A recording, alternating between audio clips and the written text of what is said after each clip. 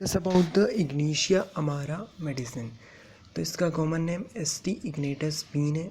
Family लोगेनिएसी family को belong करती है और लोगेनिएसी फैमिली में नक्सोमिका, जेल्सीमियम और स्पाइचेलिया एंड इग्नीशिया 4 मेडिसिन आती हैं। प्रूवर इसका एनिमंसर है। टेम्परामेंट नर्वस टेम्परामेंट को बिलोंग करती है और मियाज़म इसका सोरा।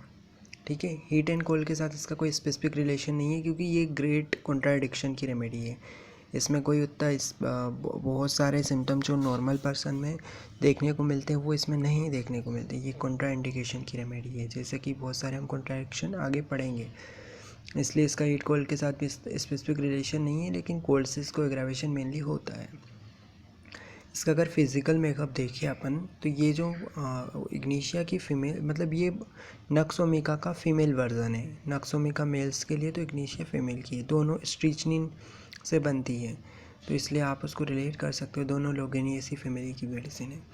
तो ऐसी वुमेन जो कि सेंसिटिव होती है, इजीली एक्साइटेड हो जाती है, डार्क हेयर का कॉम्प्लेक्शन रहता है, डार्क स्किन रहती है और बहुत ज़्यादा quick to pursue, rapid in execution, ये इसमें देखने को मिलता है। बहुत सेंसेशन को बहुत जल्दी परस्यू कर लेती है, जैसे कोई ऑर्डिनरी पर्सन इतना जल्दी परस्यू नहीं करता। हर चीज़ के प्रति सेंसिटिवनेस रहती है, किसी भी स्टिमुलस को जल्दी परस्यू करेगी।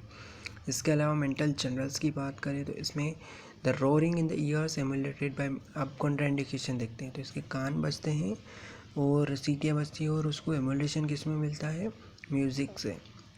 इसके पाइल्स जो है वो एमुलेटेड किससे हो जाते हैं, चलने से। इसके गले में जो सोर थ्रोट होता है, गले में दर्द होता है, वो एमुलेटेड होता है सॉलिड थिंग्स लेने से। ठीक है, स्वेलोइंग से आराम होता है इसको। Empty feeling in the stomach not emulated by eating, मतलब पेट में जो खालीपन है उसको खाना खाने से रिलीफ नहीं मिलता। इसका जो कफ है वो एग्रावेट हो जाता है और कफ करने से, मतलब खांसता है तो और खांसने से हमें आराम मिलता है नॉर्मल में, लेकिन इसको कफिंग से एग्रावेशन होता है। ठीक है, और इसके अलावा स्पास्मोडिक लाफर फ्रॉम ग्रीफ, हंस मतलब कि दुख में और दुखी होने के बाद भी एकदम से अचानक से हंसने लगता है। Sexual desire with importancy, desire तो है लेकिन इम्पोर्टेंस है। और thrust during a chill, no thrust during the fever, मतलब बुखार के दौरान इसको क्या होता है कि प्यास नहीं लगती, और जब ठंड लग वाली स्टेज आती है तब इसको प्यास लगती है।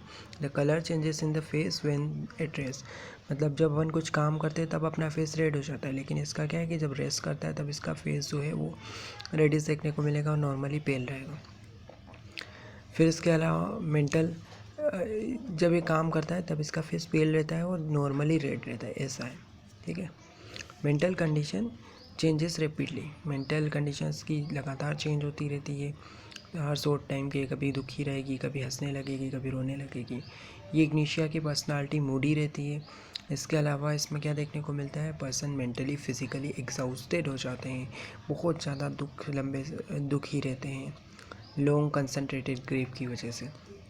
इनवॉलेंटरी स्विंग, मतलब ये एकदम डीप ब्रीदिंग करता है, मतलब एकदम कहीं कुछ होने के बाद बोलते हैं ना हाँ हो गया, ऐसा एकदम डीप ब्रीदिंग करते हैं। ठीक है, इसके अलावा bad effect of anger, grieve, disappointed love देखने को मिलते हैं। ब्रूड्स इन सॉलिट्यूड, अकेले में एकदम गहन दुख में रहेगी, रोती रहेगी अकेले में। ठीक है, इमेजिनरी ट्रबल्स को लेके ये दुखी रहती है। इसको एम्प्टी फीलिंग रहती है, पेट में खालीपन रहता है और खाने से एग्रावेशन होता है, उसके बावजूद अकेले रहने की इच्छा होती है। इसके अलावा पेशेंट जो होते हैं वो इम्पेशेंट, क्वारलसम, झगड़ालू टाइप के होते हैं। ठीक है, वो सेंसिटिव, मूडी, डेलिकेट टाइप के पर्सन होते हैं। इसके अलावा इसमें जो होता है वो थोड़ा सा भी स्लाइट इमोशन के प्रति सेंसिटिवनेस देखने को मिलती है, इजीली ऑफेंडेड हो जाती है। किसी ने कुछ बोला जरा सा उससे उसको प्रभाव पड़ेगा, क्योंकि बहुत ज़्यादा ये इमोशनली सेंसिटिव है। और इसको जब तक फील रहेगी तब तक तो कोई दिक्कत नहीं है, लेकिन ज़रा सा कुछ हो गया, पापा ने डांट दिया या स्कूल में किसी टीचर ने आके उसको सबके सामने बेइज्जती कर दी, तो उसकी वजह से उसको बहुत दुखी हो जाती है वो। इसके अलावा स्लाइटेस्ट फॉल्ट फाइंडिंग और कंट्राइंडिकेशन एक्साइटिंग, मतलब ज़रा सा भी कोई उसमें कमी निकालता है ना उसके काम में, तो उसकी वजह से वो एंग्री हो जाती है, गुस्सा करने लगती है, अकेले में जाके रोने लगती है। चिल्ड्रंस होते हैं ये एकदम किस तरीके के रहते हैं कि अगर इनको उनके माता पिता डांट देते हैं कि उनकी किसी गलती की वजह से, तो वो कैसे हो जाते हैं, इनमें कन्वल्जन्स आने लगते हैं। Ill effect from the bad news की वजह से बुरे प्रभाव पड़ते हैं। वेक्सेशन यानी लंबे समय से जो वरीनेस है, चिंता लंबे समय से है, उसकी वजह से ये वेक्सेशन में रहते हैं। और सप्रेस एंगर की वजह से आते हैं। तो मेंटल लेवल पे इसके एलिमेंट्स कहाँ से आते हैं? ग्रीफ, सोरो, वेक्सेशन, इन सब से आते हैं। और फिजिकल लेवल पे चाय कॉफ़ी वगैरह से आते हैं। एल्कोहल, चाय, तंबाकू, इन सब से आते हैं एलिमेंट्स। एल्कोहल हो गया, टोबैको हो गया, चाय हो गया, कॉफ़ी हो गया, इन सब से फिजिकल लेवल पे एलिमेंट्स आते हैं। ओवर सेंसिटिव होता है पेन्स के प्रति। कॉफिया, कैमोमिला और इग्निशिया बहुत ज़्यादा सेंसिटिव होते हैं पेन के प्रति। इवन ये पेन को उंगली रख के बता देगा कि कहाँ पे उसको पेन हो रहा है, ठीक है, लोकलाइज कर देगा। और इसके अलावा pain in small circumcise, spot के फॉर्म में पेन होता है इसको। और जब ये बोलती है, कुछ खाती है, तो उसका चीक बाइट हो जाता है, गाल चब जाता है, ठीक है। बोलने और खाने के दौरान गाल कट जाता है ना, चब जाता है दांतों के बीच, तो वो होगा। इसको पसीना कहाँ पे आता है? जब खाता है तब उसको स्मॉल स्पॉट में पसीना आता है, जब ईटिंग करता है तब। इसके अलावा इसको सर दर्द ऐसा होता है जैसे कि नेल्स जो है, नाखून जो है वो साइड से नाखून घुसा दिए हो, इस तरीके के उसको सिम्टम रहता है कि सर दर्द में जैसे साइड से नाखून घुस रहा हो, इस तरीके का। और साथ में उसको रिलीफ मिलता है, जिस साइड में ऐसा लग रहा है सेंसेशन, उसी साइड में सोने से उसको रिलीफ मिलता है। इसका रेक्टम प्रोलैप्स हो जाता है, लेकिन प्रोलैप्स कब देखने को मिलता है? जब सॉफ्ट स्टूल हो गया। ये भी कॉन्ट्राइंडिकेटेड सिम्टम हो गया कि हार्ड स्टूल में प्रोलैप्स होना चाहिए, लेकिन ये सॉफ्ट स्टूल में प्रोलैप्स होता है। और सॉफ्ट स्टूल से ही इसको हेमरॉइड्स वगैरह भी देखने को मिलते हैं। इसके अलावा इस शूटिंग पेन होता है रेक्टम में, और स्टूल के बाद एग्रावेट हो जाते हैं सिम्टम्स। इसके अलावा haemorrhoids prolapse with every stool have to be replace. Sharp stitches shoot off the rectum, nitric acid में भी ऐसा होता है। और aggravate 4 hours after stool, ratanhia और सल्फर में ऐसा होता है कि स्टूल के कुछ घंटे बाद एग्रावेट होते हैं। Twitching, jerking, even spasm of single limbs और होल बॉडी, मतलब एकदम जर्क होगा, झटके आएंगे, ट्विच मरोड़ होगा, ठीक है। तो ये लिम्स में देखने को मिलता है, सिंगल लिम्स में देखने को मिलता है। और कंप्लेंट जो होती है return at precisely the same hour, same घंटे पे उसकी सिम्टम्स रिटर्न होते हैं। जैसे कल इतने बजे आया तो आज भी इसी टाइम पे आएगा।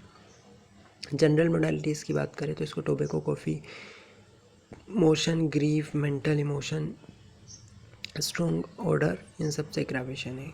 और कंसलेशन से भी एग्रावेशन है। एम्बुलेशन किससे है? गर्म चीज़ों से, स्वेलिंग से, हार्ट प्रेशर से और वॉकिंग से, ठीक है। अब बात करते हैं पर्टिकुलर्स की। तो इसको हेडेक किससे होता है? टोबैको, स्मोकिंग, एंगर, ग्रीफ, सोरो, bad news, suppress, mental eruption, mental sufferings, ठीक है। हेडेक का कैरेक्टरिस्टिक कैसा होता है? इसको कंजेस्टिव थ्रोबिंग हेडेक होता है, पल्सेटिंग टाइप का होता है, धक धक धक धक करने वाला। और ओसिपिटल रीजन में इसको इस तरीके का हेडेक होता है जैसे कि हार्ट बीट कर रहा हो, फील होता है पल्सेशन। बहुत ज़्यादा हेवी हेडेक होता है, ऐसा लगता है जैसे नाखून ड्राई हो रहे हैं, मतलब नाखून घुसा रहे हैं साइड से, और उसी साइड से होने से आराम भी मिलता है। हेडेक की मोडालिटीज़ बात करें तो उसको आगे झुकने से एग्रावेशन है, जार मोशन से एग्रावेशन है, थोड़ा सा भी हिलने डुलने से। और smoking, tobacco, when pressing stool के लिए रिप्रेस करता है तो उसको हेडेक होने लगता है। रेमुलेशन, lying on a painful side, और प्रोफ्यूज यूरिनेशन से एम्बुलेशन है। प्रोफ्यूज यूरिनेशन से जेलसी में हमको भी हेडेक में आराम मिलता है, और इग्निशिया में भी। अच्छा, इसका कैरेक्टरिस्टिक सेंसेशन ऑफ कॉन्स्टिपेशन कैसा रहता है? सॉफ्ट स्टूल के साथ इसको पेन होगा, और साथ में एग्जेसिव अर्ज, बहुत ज़्यादा इच्छा होगी स्टूल पास करने की, और अपर एब्डोमेन में इस तरीके का पेन होता है, ठीक है। इसके अलावा पेशेंट को मजबूर कर देता है कि वो जाए वो बैठने। और कंकोमिटेंट इसके साथ सिम्टम क्या चलता है? प्रोलैप्स हो जाता है एनस का, ठीक है। जब झुकता है, कुछ बाहरी चीज़ उठाता है तो प्रोलैप्स हो जाता है। अच्छा, इसका मेंस्ट्रुअल कैरेक्टर कैसे हैं? मेंसेस इसके बहुत जल्दी आ जाते हैं, बहुत प्रोफ्यूज़ रहेंगे, बहुत जल्दी आ जाएंगे, और बहुत ज़्यादा प्रोफ्यूज़ रहेंगे, ज़्यादा मात्रा में रहेंगे। इसका अलावा कैरेक्टर कैसा रहेगा? ब्लड का ब्लैक डार्क क्लोटेड ब्लड रहेगा, उसमें ऑफेंसिव ऑर्डर रहेगी, पुट्रिट सा रहेगा। अच्छा, इसके अलावा मेंस्ट्रेस के साथ इसको क्या होता है? पुरुलेंट कोरोसिव लिकोरिया, पस वाला जलाने वाला लिकोरिया रहता है। और इसके साथ में मेंसेस जो है कभी कभी ग्रीप के साथ सप्रेस हो सकते हैं, जब दुखी होती है तो मेंसेस सप्रेस हो जाते हैं। अच्छा, कन्वर्जेंस कैसे रहते हैं, उसमें कन्वर्जेंस की होती है grief, anger, bad news, suppress mental feeling की वजह से। और कन्वर्जेंस का कैरेक्टर कैसा रहता है, there is a trembling and jerking when falling asleep. जब ये सोता है तो उसको हाथ पैर में कांपने लगते हैं, जर्क होने लगता है। सिंगल मसल में ऐसा होता है, लिम्ब में या होल बॉडी में। Stiffness of neck muscle with tingling in the limbs, हाथ पैर सुन्न पड़ जाते हैं, कांपते हैं और मसल्स में मोड़ नहीं पाता, उसको स्टिफनेस आ जाती है नेक की मसल्स को, नेक को इधर उधर नहीं कर पाएगा।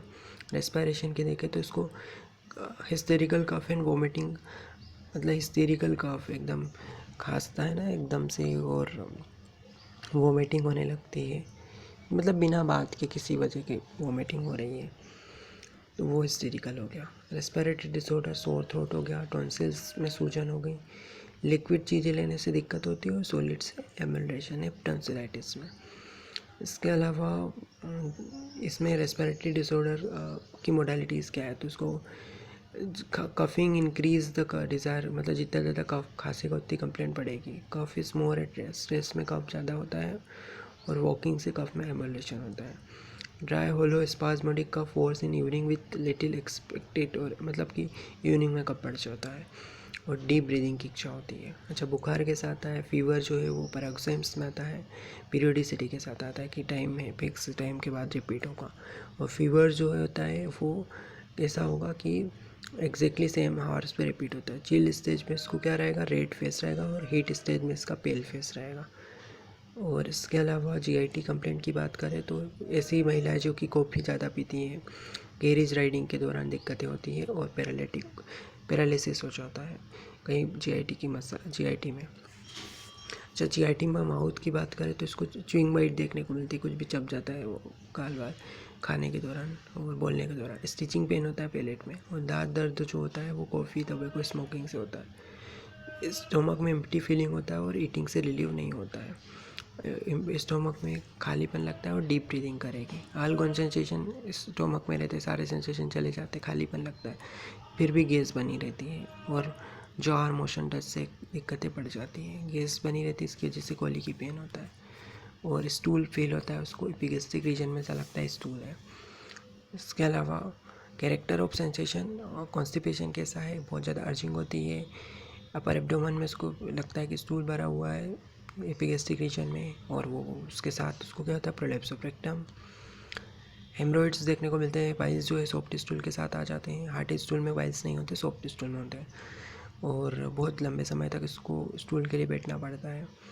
इसके साथ में वॉकिंग से मोलेशन होता है।